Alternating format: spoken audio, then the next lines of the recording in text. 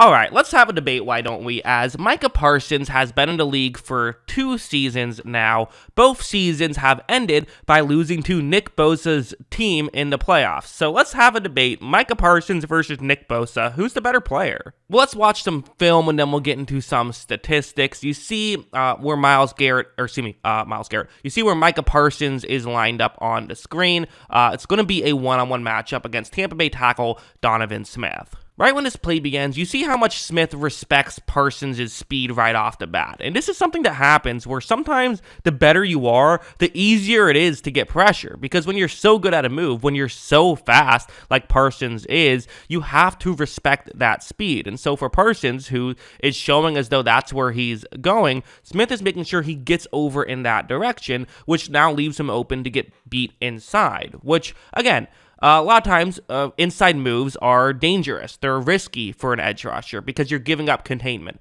But you're against Tom Brady and you're Micah Parsons. So even if you give up containment, you can probably run him down. I wouldn't be too worried about that here. And Parsons is going to take advantage. But him just going to the inside will be one thing. Watch how he's going to do it. Watch this lethal spin move. And for Donovan Smith, I don't know what you do about that. Like, you could sit here and say, oh, not a great tackle.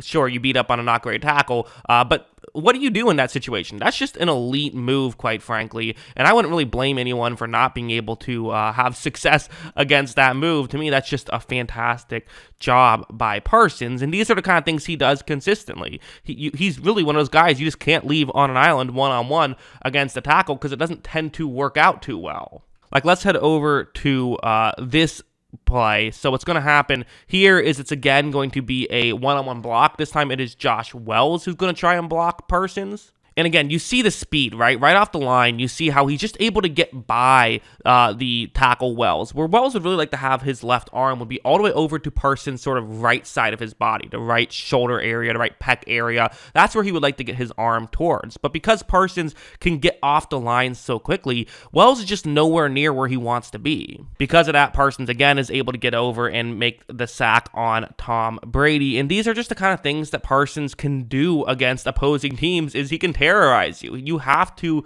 pay attention to Parsons at all times, basically, because if you don't, you will pay for it, really. If you leave him one-on-one too often, he will find ways to, terrorize you.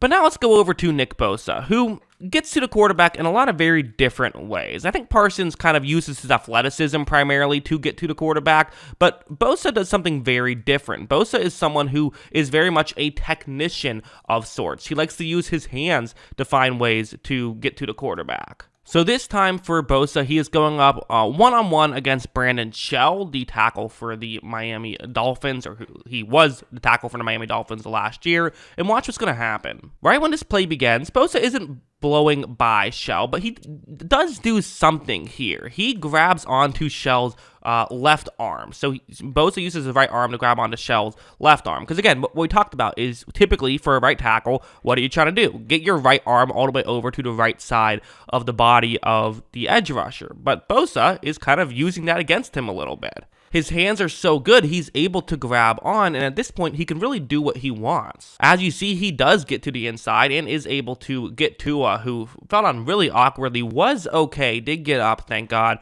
but, that was a really tough-looking hit from Tua, but it's a great play, on Tua.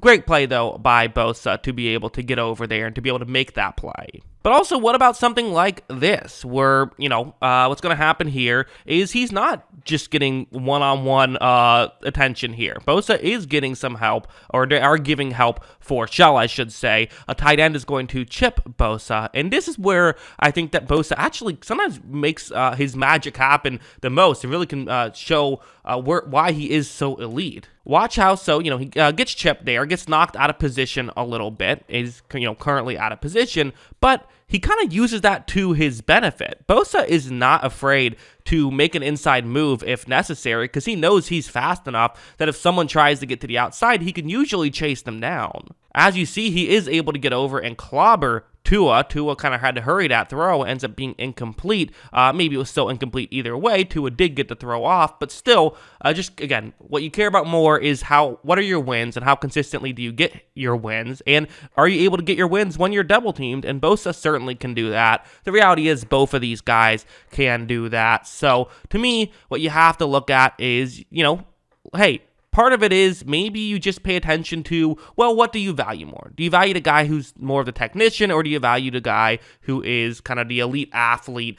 Which do you care more about? To me, I honestly don't really have a preference one way or the other. I just care about how often do you get to the quarterback, how consistent are you at getting to the quarterback, and things like that. And so let's look at a chart that'll help us decide this stuff. So this is going to be, there's 4 things on this list. First, pressures, and these pressures and sacks are both per 1,000 snaps. So that's how that works. So it's not, I didn't want to just use bulk stats because obviously Bosa has been in the league for 4 years, Parsons only 2. Bosa was hurt for one of those years, but that's how I did that because Bosa does have about 800 more snaps than Parsons does.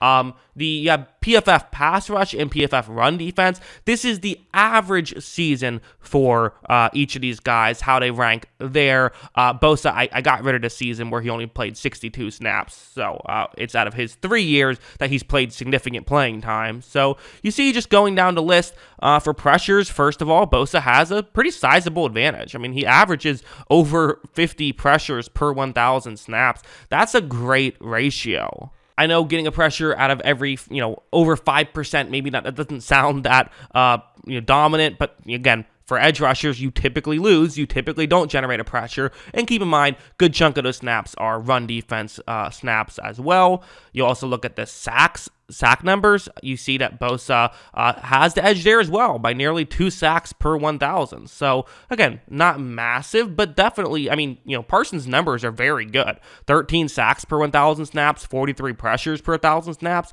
These are 2 elite players, but Bosa's numbers in those categories are better. Parsons has the one advantage, and that is in the PFF pass rush grade, which is definitely something that you should value and something that, does translate very well and is very consistent. But does that make up for the, I would say, relatively significant advantages that Bosa has in the pressure or the sack situation? Well, it's debatable. Bosa also a better run defender than Parsons. Of course, Parsons has the benefit and the curse of being an off-ball linebacker, where I think partially part of why some of his PFF pass rush stuff might be good is he will sometimes line up as an off-ball linebacker, but then still rush the passer and do very well in those situations, getting favorable matchups against tight ends or even running backs sometimes, whereas, Bosa obviously does not get that benefit. And again, that's not a knock on Parsons. He is incredible. And to me, this isn't an unfair question to ask who is better, Parsons or Bosa.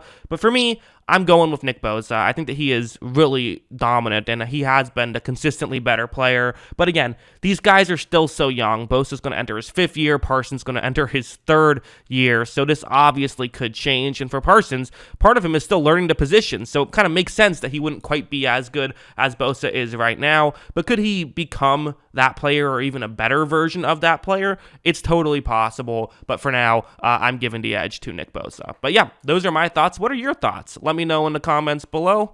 Always love hearing from you. And of course, as always, thanks for watching.